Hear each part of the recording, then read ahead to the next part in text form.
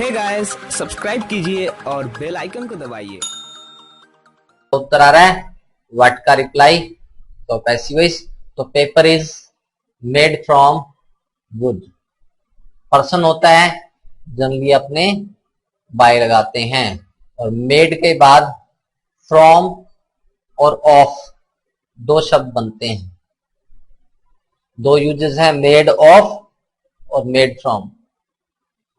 ठीक है, जब रासायनिक परिवर्तन होता है मेड फ्रॉम आता है, फिजिकल चेंज होता है मेड ऑफ आता है। फिजिकल अर्थ उसकी शेप चेंज हो रही है, लेकिन जो चीज है जिससे बना है वो आपके सामने है, तो मेड ऑफ आएगा। जैसे this table is made of would, तो यहां पर लकड़ी से मेज बना है और लकड़ी प्रत्यक्ष दिख रही है। लेकिन रासायनिक परिवर्तन की बात करें तो जैसे butter is made from milk, अब इसमें रासायनिक परिवर्तन हुआ तो यहां पे मेड फ्रॉम आएगा दोस्तों, ध्यान रखेंगे। और किसी कंट्री के द्वारा कोई चीज बनती है तो मेड इन आगे कंट्री का नेम, जैसे made in China, made in India, made in Japan, Korea, कुछ भी ले लो। तो इस प्रकार से वाक्य बना। अगला सेंटेंस देखेंगे, मेरी कार पिछले सप्ताह चोरी हो गई थी। तो क्या चोरी हो गया था? मेरी कार। क्या का उत्तर आ रहा है दोस्तों? तो my car was stolen last week but the next day it was found by the police. लेकिन अगले सप्ताह इसे पुलिस के द्वारा पाया गया। तो ये वाक्य पैसिव वॉइस के हैं दोनों, बट कंजंक्शन है। मेरे भाई को पिछले सप्ताह या पिछले हफ्ते एक कुत्ते ने काट लिया था। अब काटना क्रिया है और उसके बाद क्या रहा है?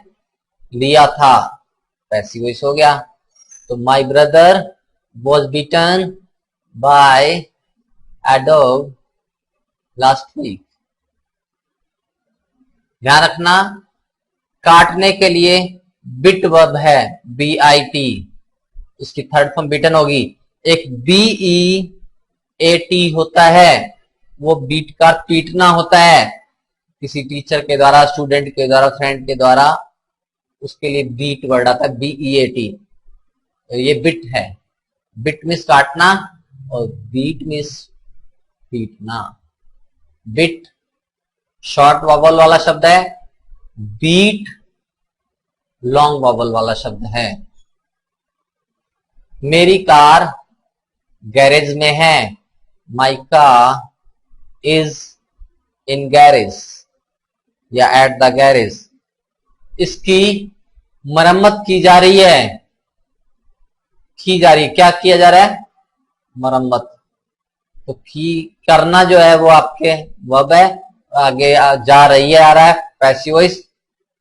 तो रहा रही है आ रहा है, तो ये इजमार ING का पैसिव वॉइस हुआ। तो पैसिव वॉइस में इजमार के बाद बी की फॉर्म ले लोगे, ING फोर्थ फॉर्म है तो बी की फोर्थ फॉर्म बीइंग आ जाएगी।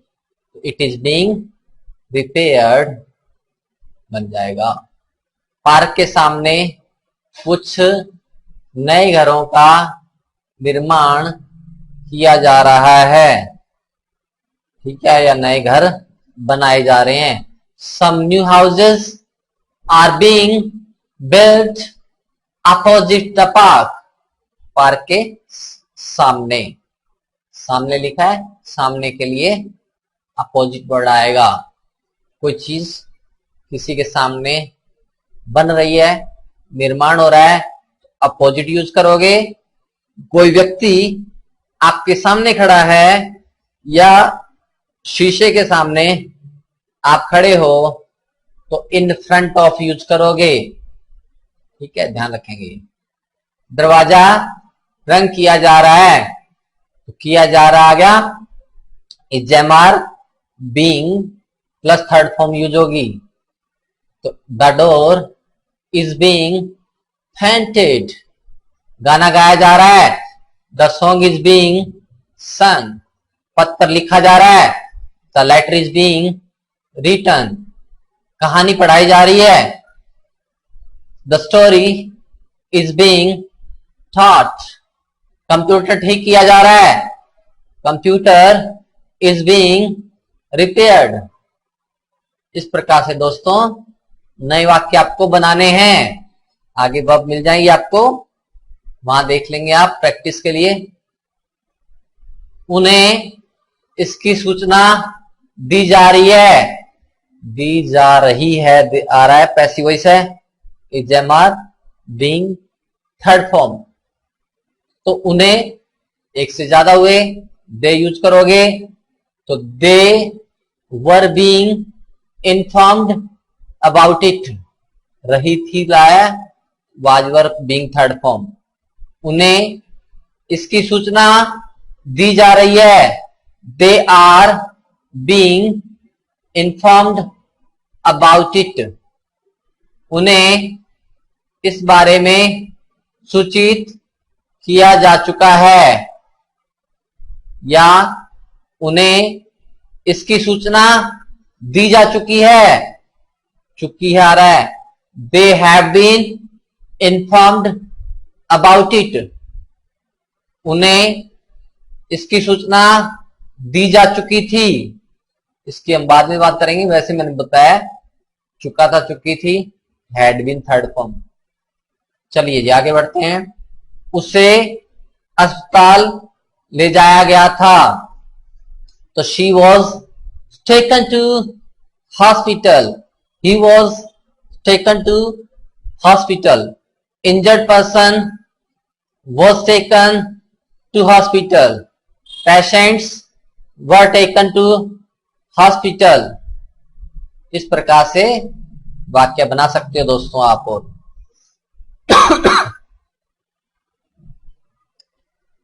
अगला सेंटेंस है दोस्तों, चिट्ठी लिखी जा रही थी। The letter was being written, कहानी लिखी जा रही थी। The story was being written. इस प्रकार से आप वाक्य बनाओगे अलग अलग।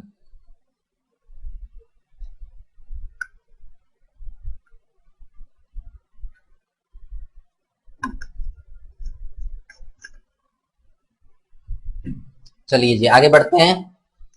भोजन एक समिति द्वारा परोसा जा रहा था, तो किया जा रहा था, was were being third form. तो फूड आपका अनकाउंटेबल नाउन है, जनरल सेंस में है, तो अनकाउंटेबल नाउन अगणनीय संज्ञा जब सामान्य रूप में यूज हो, सामान्य अर्थ में, तो उससे पहले कोई भी आर्टिकल यूज नहीं करते।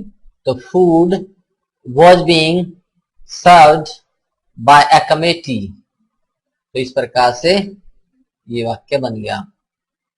भोजन एक समिति द्वारा परोसा जा रहा है, प्रेजेंट का वाक्य हुआ food is being served by a committee. अब यहां पे मैंने अभी प्रेजेंट सिनेरियो के कुछ वाक्य लिए हैं, विचार कर रहा था मैं, तो ये कुछ सेंटेंस दिमाग में आए तो ये मैंने लिखे हैं। तो देखते हैं। एक बैठक भारतीय प्रधानमंत्री द्वारा आयोजित की जा रही थी, तो a meeting was being held by the prime minister of India. तो इस प्रकार से ये वाक्य बन गया। पीपीई किट भारत सरकार द्वारा सरकारी अस्पतालों को वितरित की जा रही थी। पास्ट की बात कर रहे तो की जा रही है में प्रेजेंट हो जाएगा। तो PPE kit were being distributed to government hospitals by the government of India. PPE kit are being distributed to government hospitals by the government of India. PPE kit have been distributed to government hospitals by the government of India. Hindi बता देता हूं, की जा रही है बोलोगे तो are आ जाएगा, की जा चुकी है यानी वितरित की जा चुकी है तो हैव बीन आ जाएगा, की जा चुकी थी तो वहां पे हैड बीन आ जाएगा। हैज हैव के अभी कॉम्बिनेशन आए नहीं है, मैंने डायरेक्ट वैसे बताए वाक्य कुछ। कोविड-19 के नमूनों को डॉक्टर लाल पैथलैब्स द्वारा परीक्षण किया जा रहा था। कोविड-19 samples were being tested by doctor pathlabs, Lal pathlabs. ये वाक्य हो गया दोस्तों। आगे चलते हैं नेक्स्ट। तो language habit learning by doing nothing else. If you do practice then you can get fluency in English. So you must speak in English, you must do practice, you must make a lot of sentences and try to speak before the mirror. It doesn't matter you are able to speak or not at present, but by doing practice you can get fluency in English. I did practice a lot, so I can speak English without hesitation to any person. Now you should do practice as many times as much as possible to get fluency in English. Fluency लानी है तो ज्यादा ज्यादा practice करें। तो this is the best way of learning English. In this way you can get fluency in English. Yes, now I am going to tell you some question answer. What are you doing now? ये अलग हैं दोस्तों। What are you doing now यानी आप अभी क्या कर रहे हैं। I am reading a newspaper, I am teaching tenses, I am teaching spoken students। इस तरह से आप अलग अलग वाक्य बना सकते हो। What is your sister doing nowadays? My sister is teaching spoken English।